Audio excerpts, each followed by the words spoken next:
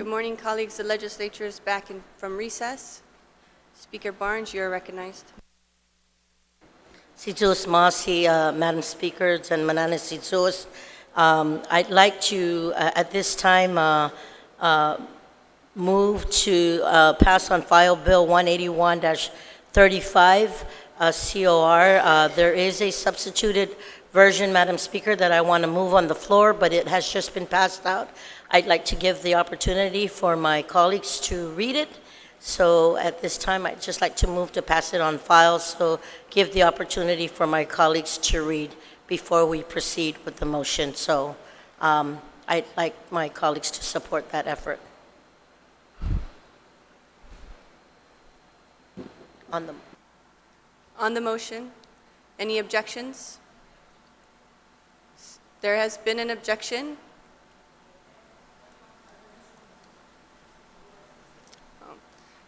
Senator Chalahi, you're recognized. Madam Chair, good morning to each and every one of you. I just want to just point out a point of information that is very important. And though I rise in support of this bill, and I thank the author of this bill, I think it should be known that there is a war claim provisions that was introduced by a congressman in Washington, D.C., and asking us to delay on bills like this, and I appreciate and I thank the author for this bill because this is a good bill, but it would jeopardize the total passage of this bill in Congress. And if we do pass this bill, we're going to extract some of the funding that we have awarded to the different agencies. There's no allocated funds that we can think about other than what we have designated for these different agencies that needs the funding. So we don't want to jeopardize this, and I only ask that we delay any discussion on this bill until we hear from our congressman and let that thing goes by in Congress so that maybe they can pass this bill. And if nothing happens, by March we can also discuss this bill.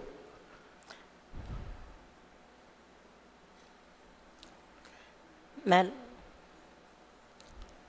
Speaker? Yes, Speaker Barnes. There was a motion on the floor to pass on file on Bill 181. It's not debatable, so I humbly ask that you ask for the vote, please. Yes. Thank you, Senator Chalahi. Your comments are noted. There has been a motion to pass Bill 181 on file. Are there any objections? No objections. Motion passes.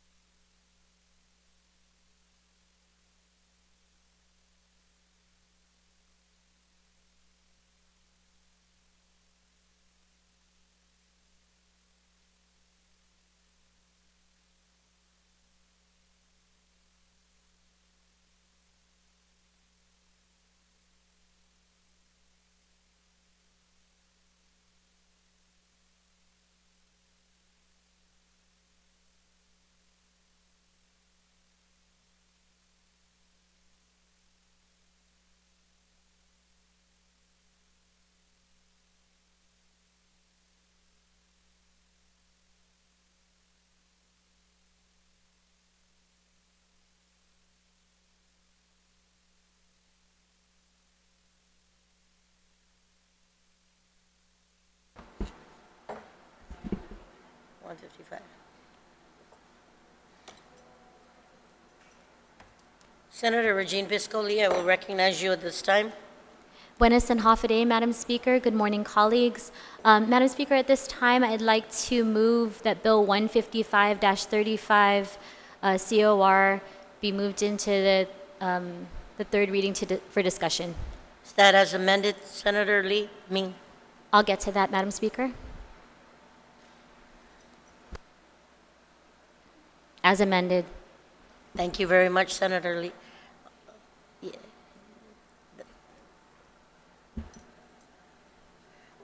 On the motion, Senator Lee. Sujus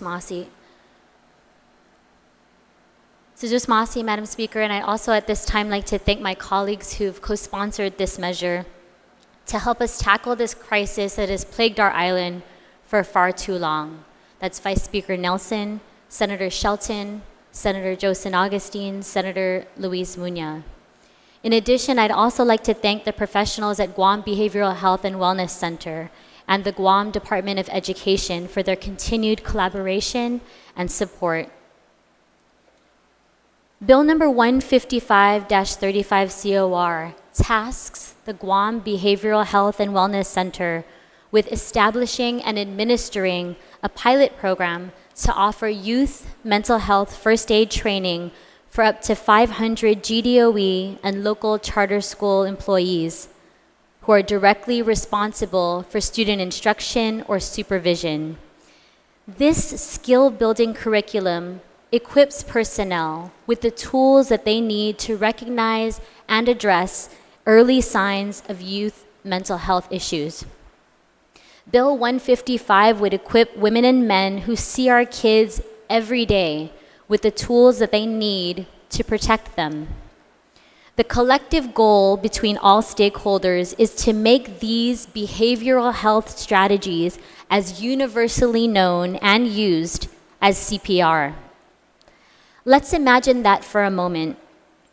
How many lives could be saved if teachers, nurses, and counselors are all able to recognize and aid students dealing with an eating disorder, abusing drugs or alcohol, those who are depressed, or contemplating taking their own life? Also take a moment to think about what's at stake if we fail to act. This is what's at stake, Madam Speaker: the untapped potential of our kids and missing our opportunity to raise our island's children to be the best generation of adults. And Madam Speaker, that's everyone's business. I'd also like to make something clear regarding this measure. Bill 155 does not appropriate beyond the adopted FY 2020 revenues. The initial fiscal note prepared by BBMR provided an analysis on the introduced version of Bill 155 before FY 2020 budget discussions. However, the bill has since been amended, and we have since appropriated the needed $300,000 to GIPWIC for youth mental health first aid training. We have requested the BBMR provide a revised fiscal note on the amended version of Bill 155, and I believe that's been circulated to all my colleagues. At this time, Madam Speaker, I move to substitute Bill 155 on the floor to incorporate the following suggestions from our experts at the Guam Behavioral Health. 1, the expansion of training providers outside of GIPWIC. 2, the inclusion of language to fund the state-added questions of the annual Behavior Risk Factor Surveillance System survey. And 3, to strike all references to incentive payments. There is a motion to substitute the amended version. Are there any objections? Hearing none. Motion carries. Senator Lee, you still recognized. Sujus Masi, Madam Speaker, and thank you, colleagues. Madam Speaker, data compiled by the government of Guam shows more must be done to identify and address students' behavioral health issues. We have all seen it, Madam Speaker. The recent reports of school riots increases in suicide, alcohol abuse, and drug addiction rates are troubling. We're all motivated to learn more about these issues, and the island's state epidemiological profile has been researched and published by healthcare stakeholders for nearly a decade. The EPI profile helps our government programs to better serve at-risk populations by identifying key markers within the island's overall bill of health. Unfortunately, statistics show that Guam's teens, when compared to the national average, deal with higher rates of tobacco use and median measures of, quote, persistent sadness. Most concerning of all, Madam Speaker, our age-adjusted suicide rates are nearly 3 times higher than the nation's, and our youth face an elevated likelihood of suicidal ideation and attempts. Madam Speaker and colleagues, the reality is this. In the span of 3 years, from 2016 to 2018, Guam lost 130 people to suicide, and hundreds more attempted. We have learned about these issues, Madam Speaker. We have listened to our stakeholders, school counselors, teachers, teachers' aides, social workers, healthcare professionals, first responders, and now we act. I urge my colleagues to join us and vote in support of this measure. And at this time, Madam Speaker, I'd just like to extend a very heartfelt undangkluna sidus maasi to Carissa Pangilinan, to Therese Areola and the team at Gipwick, to our superintendent, John Fernandez, to Nadine Cepeda and the team at GDOE, for also committing to integrate this service into regularly scheduled professional development days. And Madam Speaker, we need to be able to recognize good ideas wherever they come from. So at this time, I'd also like to thank the Guam Youth Congress for sponsoring this measure to provide needed aid to our island's youth.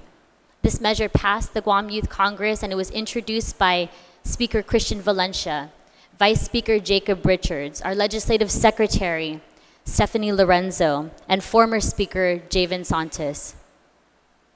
Madam Speaker, we have a responsibility to bring the number of youth suicides down. And part of that fight is to keep shining the light of love in the darkest corners of our island.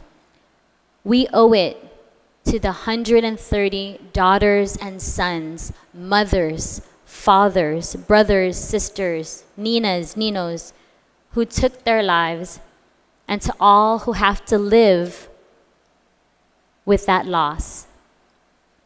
In our small island community, one loss of life creates a ripple of grief and pain, and we have to end it now. Madam Speaker, our hardworking experts are sounding the alarm bells. Our children are crying out for help. With so much at stake, youth mental health first aid training shouldn't be stopped. It should be expanded. Left untreated and unaddressed, childhood behavioral issues evolved into ever-escalating violence and addiction, and terrible outcomes for our kids. The problems plaguing our manhobin are a desperate cry for help, Madam Speaker. Let's not ignore them. Sidus Masi. Sidus Masi, Senator Lee. Anyone else wishing to speak on the main motion, the question? Vice Speaker, can you please approach the podium?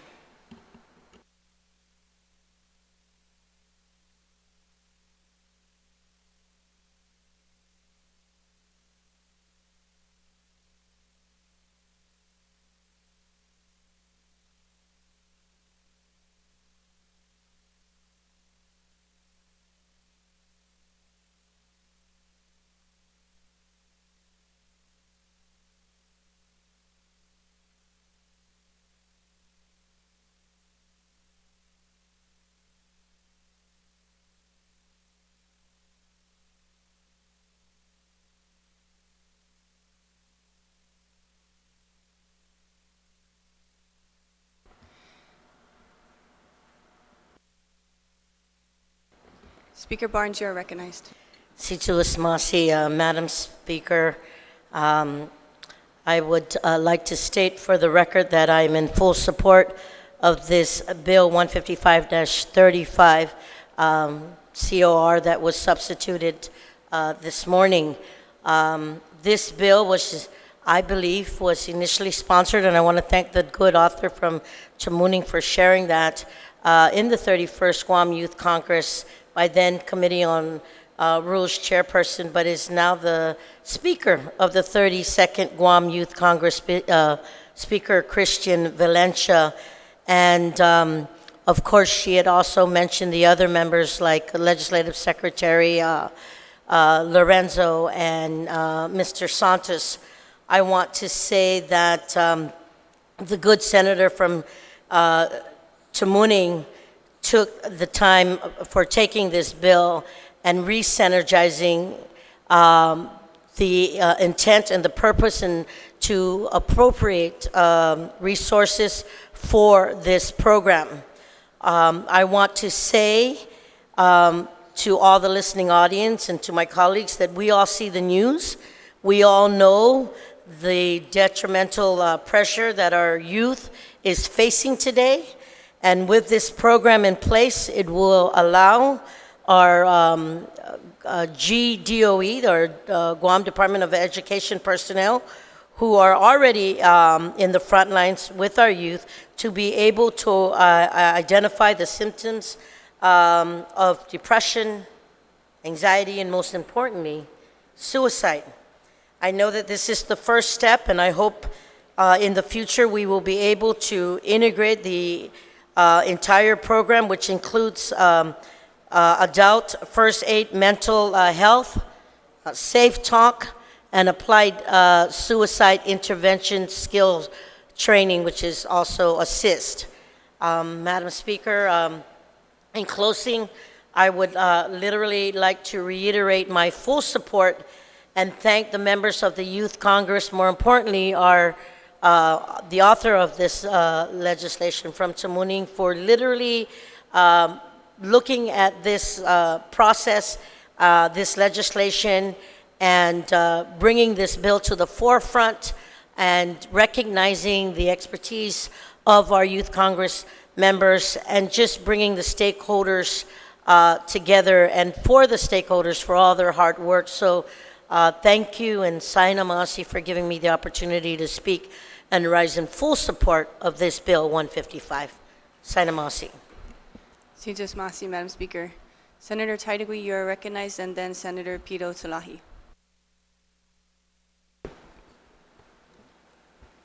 Thank you and good morning, Madam Speaker. Thank you for the opportunity. Madam Speaker, I was there at the public hearing and found some data that was quite alarming. Didn't realize it was that high. In fact, in my trip to Washington, D.C., I met with the Deputy Secretary of the Veterans Affairs, and they were talking about suicides and the veterans in Guam, what the rate was. And they were taken back by the numbers that were recorded on Guam. You're looking at about 36.6 suicides on Guam per 100,000 people, versus in most states, you're looking at 13% per 100,000 people. They were just so taken back. They wanted to know how many of that were veterans. Unfortunately, we didn't have that data. We didn't know. But this begins when individuals at such a young age that we are addressing now. And I'm hoping that later on we can have some data to also help our veterans, where we know that suicide rate with them are quite high.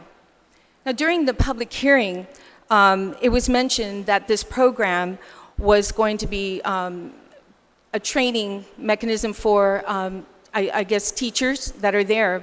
But it was also mentioned that, well, in my day, we call them parapros, but they're called school aides. And I guess I'm revealing my age. So Parapros as well, right? These individuals walk the hallways of the schools. They actually see students going into the restroom, when there's classes in session, or even students who tend to be left alone somewhere in a corner. They're very well, at the heartbeat of a school.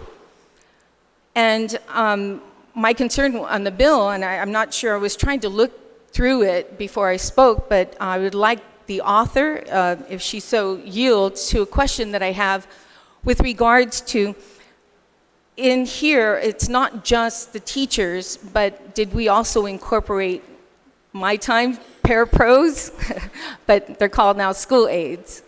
And I'd like to ask that question of the author, please. Senator Lee, would you like to yield? Yes, Madam Speaker, thank you, and I thank the retiring speaker for the question. On page 5, lines 1 through 7, it identifies the training recipients and that training shall be provided to GDOE and GACS personnel.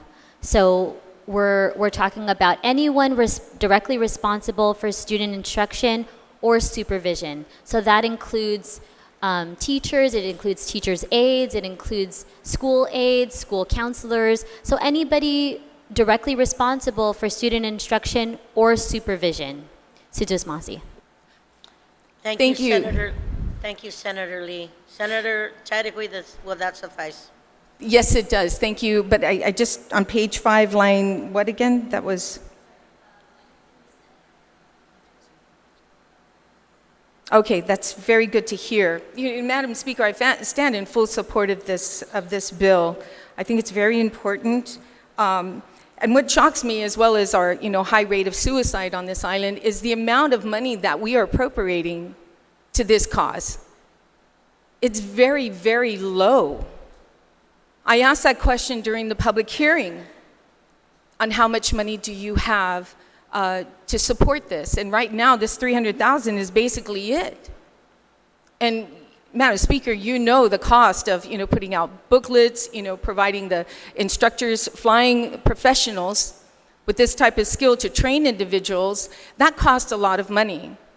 So, Madam Speaker, I hope my colleagues support this legislation and also support the future of appropriating additional funding to this most worthy cause. And I thank you for the opportunity, Madam Speaker. Thank you, Senator Chadwick. Anybody else on the main motion? Senator Therese Terlahi and then Senator Luis. Thank you. Senator Therese, you are recognized. Thank you, Madam Speaker. I too would like to thank the Guam Behavioral Health and Wellness Center, and in particular, we know that during the transition of the new administration, we had a new director come in, and we have a new deputy director, but this deputy director had actually been employed at the Guam Behavioral Health and Wellness Center prior to, becoming deputy. And I want to commend Guam Behavioral Health and Wellness Center for their efforts over actually several years to implement these programs, these training programs that they've learned about and that they got grant money to, begin to implement since at least 2016. And now we know that they have, implemented different programs geared towards lowering suicide rates on Guam, but they really found this program to be one that they thought might be very successful. So they expanded their efforts in this regard. And I remember meeting with the new director when she was first appointed, with the new deputy director, and they had it all outlined how they were going, what their efforts were going to be for suicide in particular, and that they had needs, though, that they were looking to the legislature. So I'm very glad that the legislature was able to give them the $300,000 that they needed during the budget process, because they want to use that to, of course, for training, but in particular, they need materials. In order to expand, the more materials they can get, the more that they can expand.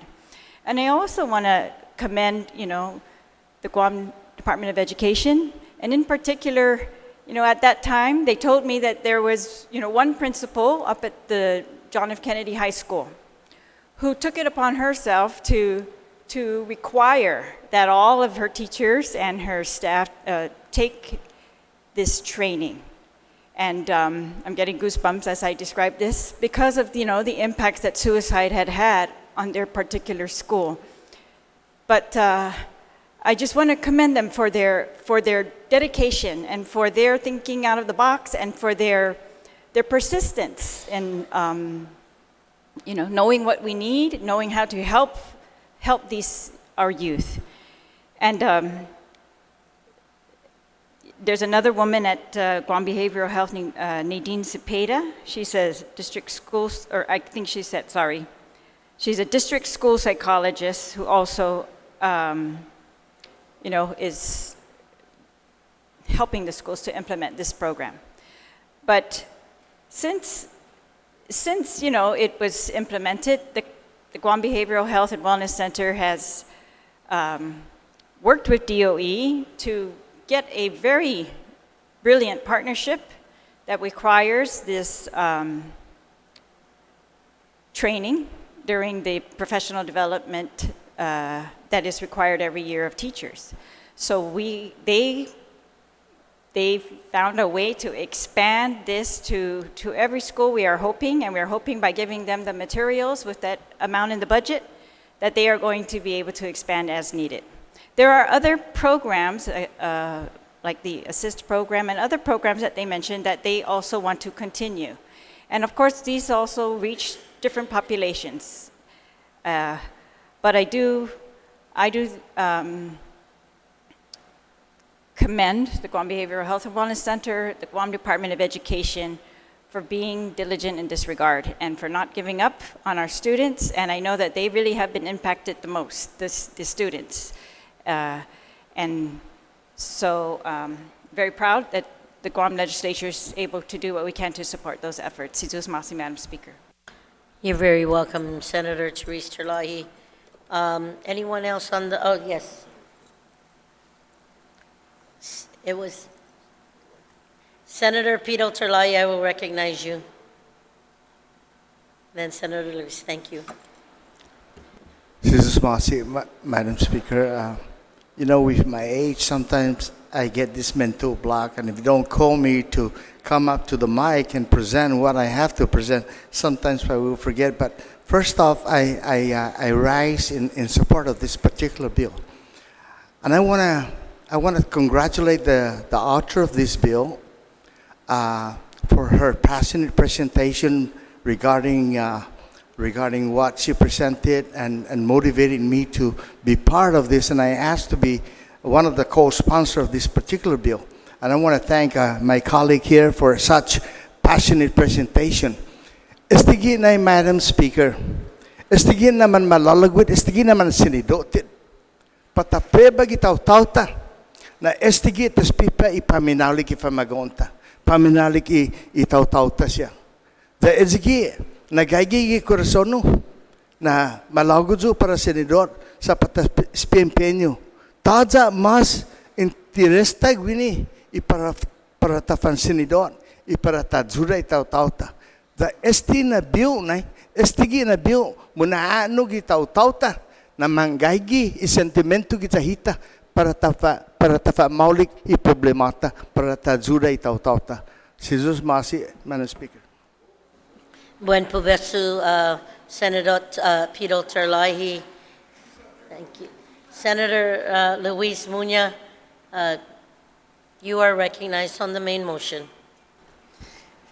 Thank you, Madam Speaker. I wish I went before that because I feel like I can't live up to it, but thank you so much for that. Madam Speaker, I just want to say thank you to the author of this bill and allowing me the opportunity to be a co-sponsor of this bill.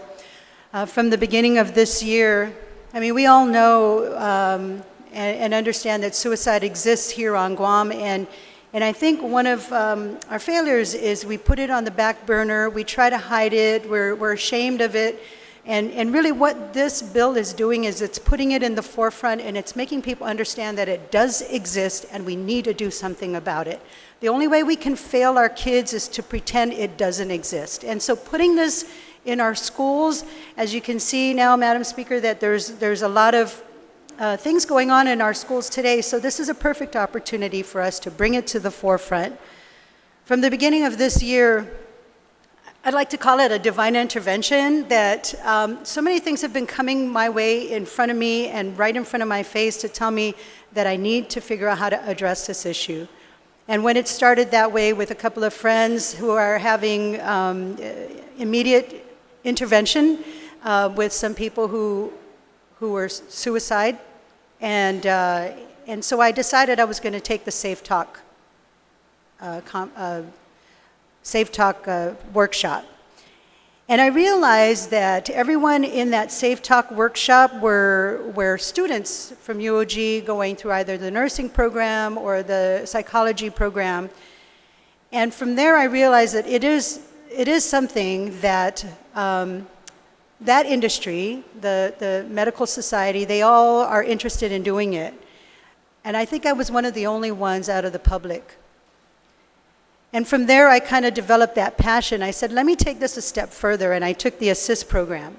And then in that ASSIST program, there were nursing students, there were medical people that were taking this, and I look around, and there's not a whole lot more from the public. So I think putting this in our schools will start to make people understand that it is a problem, and hopefully that the public now listening to this bill being heard on the floor here in session will understand that maybe we should take a step forward and take this program too. And if I could utilize this time, Madam Speaker, just to promote the program, and please go to Guam Behavioral Health and Wellness and ask them about these workshops, Safe Talk and ASSIST, because it is our duty to protect not just our kids, but everyone in our family and everyone here on Guam. And I thank the author for doing this, because bringing it to the schools is a great start. And we should take it a step further and do our part and take the program to us as well. Thank you to the author. I fully support this and hope our colleagues do too. Situ Usmasi, Senator Munoz. Senator.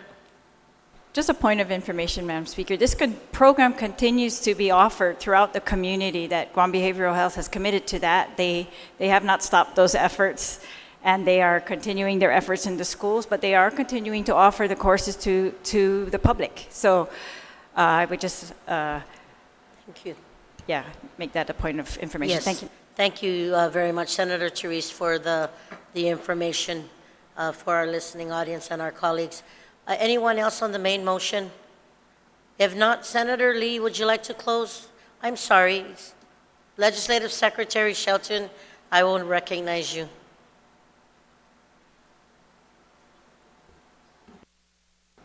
Thank you very much, Madam Speaker. I too rise in support of this bill, and I'd like to thank the author for the opportunity to be a co-sponsor. I'd like to also thank the Guam Youth Congress, who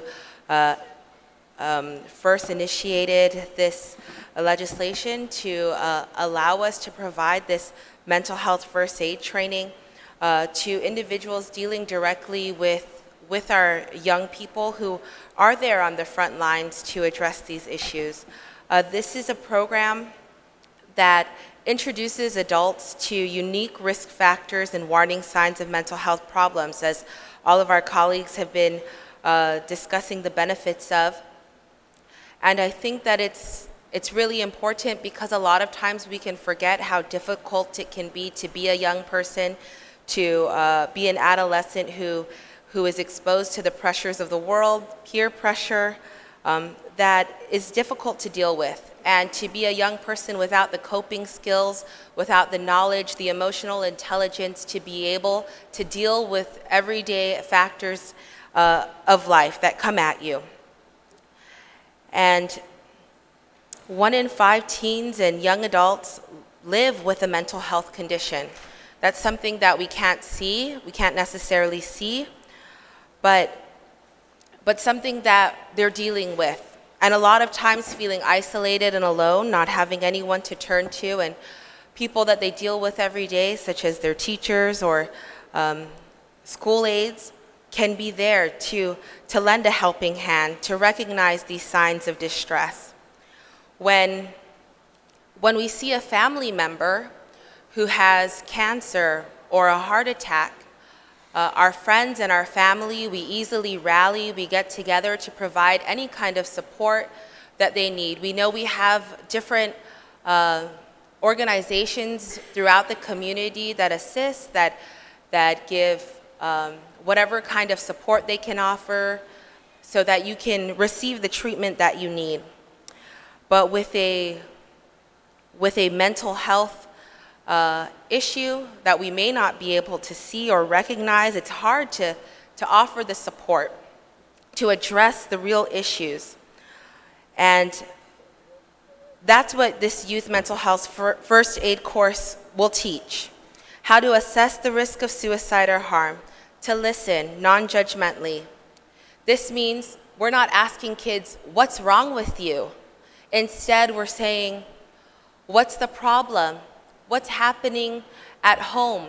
How can we help you? We're giving reassurance and information. We're encouraging appropriate professional help, and we're encouraging self-help and other support strategies. Today, I'm remembering a few friends that I lost to suicide and thinking about how having this kind of first aid course could have made a difference in their lives. So as we continue to address the underlying issues that young people are facing, this is a pilot program that will help us right now.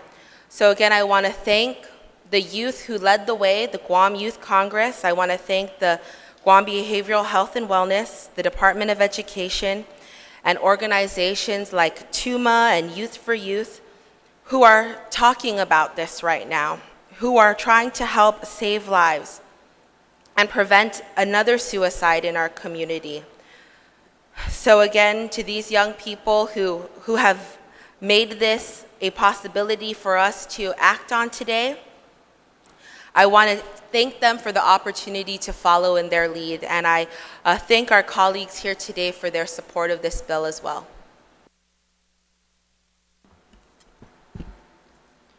Thank you, Senator Shelton. Anyone else? Okay. Vice Speaker Nelson, then Sabina Perez. But Senator, Vice Speaker.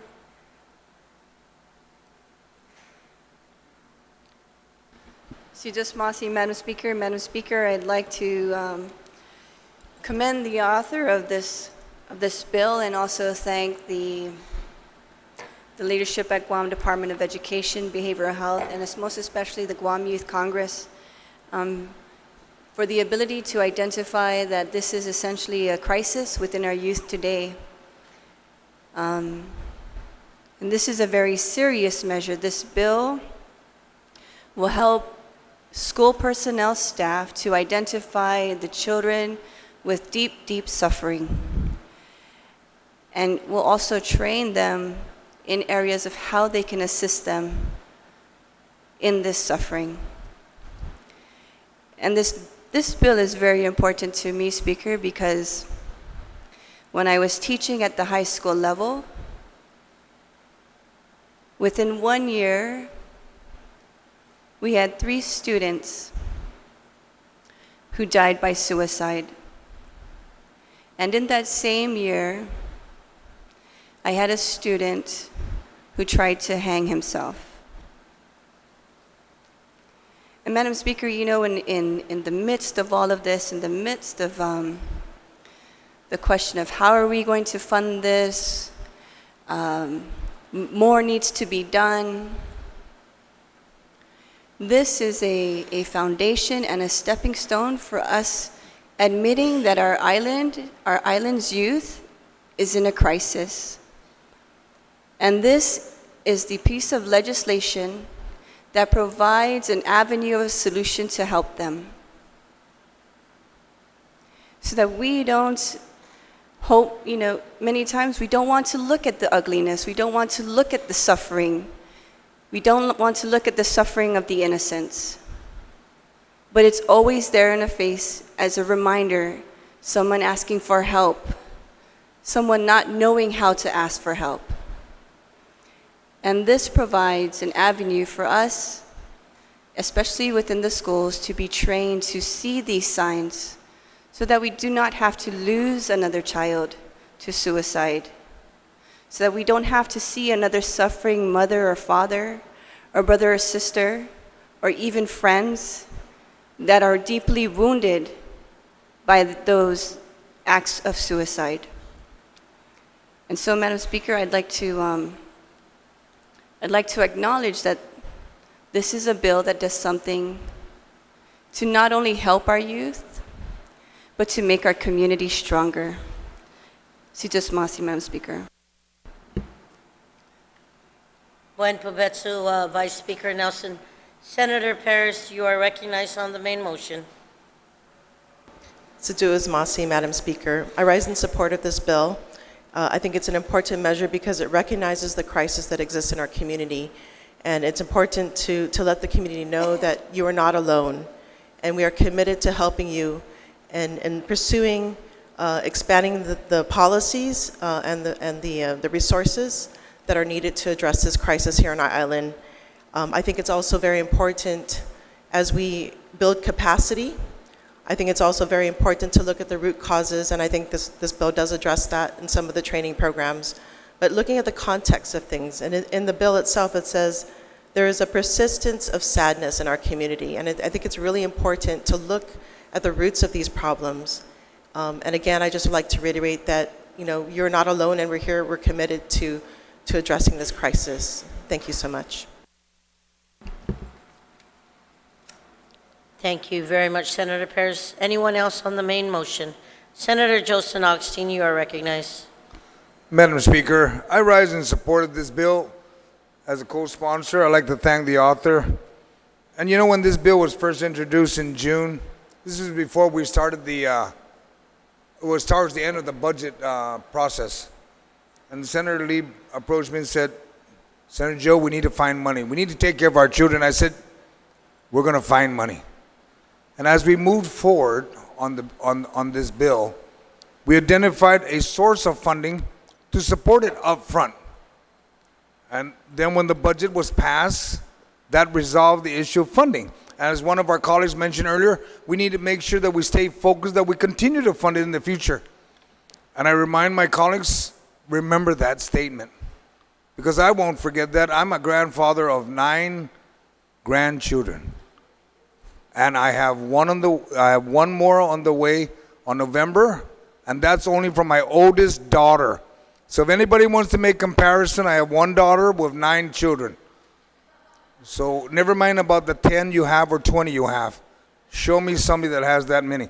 But in reference to that, this bill is talking about our youth. It also talks about everyone else. And this bill takes care and reaches out to everyone we need to take care of. And I thank you, Madam Speaker. You're very welcome, Senator San Augustine. Anyone else on the main motion? If not, Senator Bisco-Lee, you may close.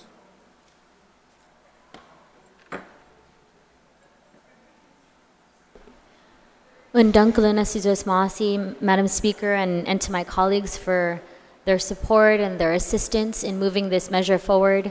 Madam Speaker, at this time, I believe 2 amendments are being copied and circulated, and I'll just start with the first one to add Senator Tello Taitigui, you, Madam Speaker, and Jose Pito Terlahi as co-sponsors to this measure. Si Diyos Masi, Senator Lee, on that motion, without any objection, motion carries. The Please. second amendment, Madam Speaker, is just clarifying our language. It's to page 5, line 3, and I believe the amendment's being circulated at this time, but I'll go ahead and read it as it's being circulated. To amend the bill to read, provided that each school with students enrolled in grades 6 through 12 first be allotted 20 slots. So we only have a certain amount of slots for this. we're hoping that this is part of the professional development through GDOE. And with that, with the support of GDOE, that all of our teachers will be able to benefit from this program. However, we want to make sure that we put the emphasis on the schools that actually have the ages of that this program covers. So that's ages 12 through 18, so grades 6 through 12. So it's just striking the word secondary public and replacing it with school with students enrolled in grades 6 through 12. So it's just clarifying language. Tijosmasi.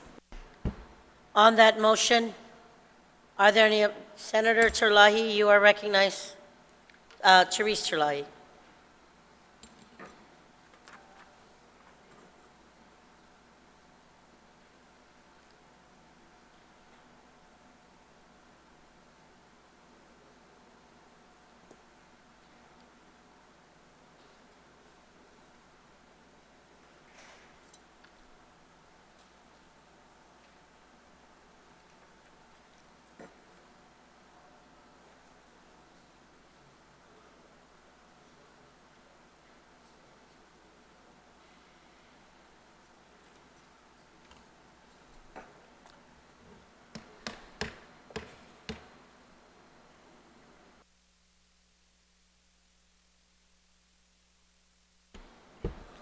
And Senator Therese, on the amendment.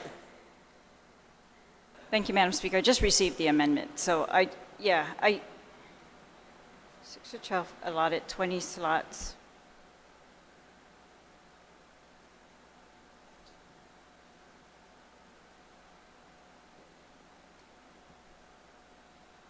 Madam Speaker, I was going to suggest that if we want to prioritize those in the grades 6 through 12, that's fine, but I was going to suggest that we remove these slots completely, because Guam Behavioral Health and Wellness Center has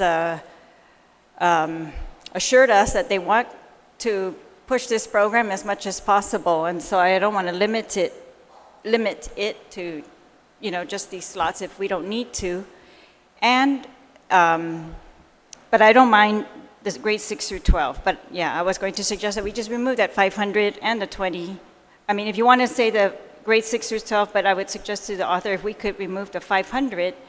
That way, I mean, that's what they were planning to do anyways. They were planning to put this in as many schools as possible, starting the high schools, going to the middle schools, and that was their priority. So I think if they got the materials and we've given them enough funding to get enough materials, that we shouldn't cap how many participants they can reach with that. That's my suggestion, Madam Speaker. Thank you, Senator Therese. Anyone else on the amendment? Senator Joseph Augustine. Madam Speaker, was that a motion to amend this amendment? No, it wasn't. She didn't place it as a motion. She did not make a motion to that effect, Senator Augustine. Because if there was, I would say at the minimum, if anything is to be changed here, on that first be allotted 20, first be allotted a minimum of 20. In other words, it can go higher. So you want to make it an amendment to the Lee amendment to say be enrolled in grades 6 through 12, first be allotted a minimum of 20 slots. On that amendment to the Lee amendment, are there any objections? Hearing none, motion carries. On the Lee amendment as amended, anyone else? Are there any objections? Hearing none, motion carries. Senator Lee, you can close. Tijosmasi, Madam Speaker, and I'd just like to reiterate that, in our partnership with Guam Department of Education and Guam Behavioral Health, they've indicated that our desire, as a retiring speaker had mentioned, is to really have all teachers and all support staff trained in this method, trained in youth mental health first aid. And I was fortunate enough last term to go down to Guam Behavioral Health and take this 8-hour training. And it really changed my perspective. It really changed my outlook on a lot of these issues, on behavioral health issues. And Madam Speaker, as a mother of 2 young children, it really changed my perspective on things that I need to look out for and be listening to. As you know, Madam Speaker, my oldest daughter is 11 years old, and we're going through a lot of changes. We're going through a lot of, just things happening at school and becoming an adult. And it really does better equip our teachers, our parents, all of these folks who have integral positions in children's lives to be able to look out for these warning signs, to be able to identify them and be able to get our children the help that they need. And Madam Speaker, there were a lot of comments on the floor, supportive comments on the floor, and really targeting suicide. And I think that's a really big part of what's motivating us here. But there are so many other issues that need to be addressed. Our children are dealing with separation at home, in their homes, violence, abuse, neglect, drug and alcohol addiction, suicide. I mean, growing up in and of itself, it's a difficult task.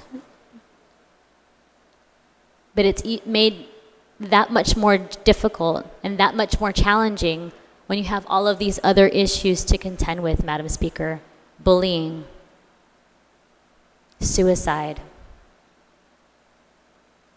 And as a retiring speaker had mentioned, not just what that individual who has made the choice to take his or her own life, what it does to that individual, but what it does to the survivors and those who are left dealing with the loss and the grief. And when you're 12 to 18 years old or even younger, that's even more of a struggle. So we want to give the resources to the adults in the room and make sure that they know what to look for, they know how to identify some of these issues, Madam Speaker. And we really have a responsibility to listen. We have a responsibility to listen to our experts, our hardworking experts who are sounding the alarm bells. We have a responsibility to listen to our kids who are crying out for help. We have so much at stake. And I'm really glad to hear some of my colleagues mention that this training program shouldn't be stopped, it should be expanded. And I'm looking forward to moving in that direction. Because, Madam Speaker, and I'll just reiterate, left untreated and unaddressed, childhood behavioral issues evolve into ever-escalating violence, addiction, and terrible outcomes for our kids. The problems plaguing our Manhoban are a desperate cry for help. And please, colleagues, let's not ignore them. Sidus Masi. And at this time, Madam Speaker, I'd like to move that the bill be placed into the voting file. On that motion, without any objection, motion carries. Right now, colleagues, we are on resolution number 94-35. Senator Therese, you are recognized.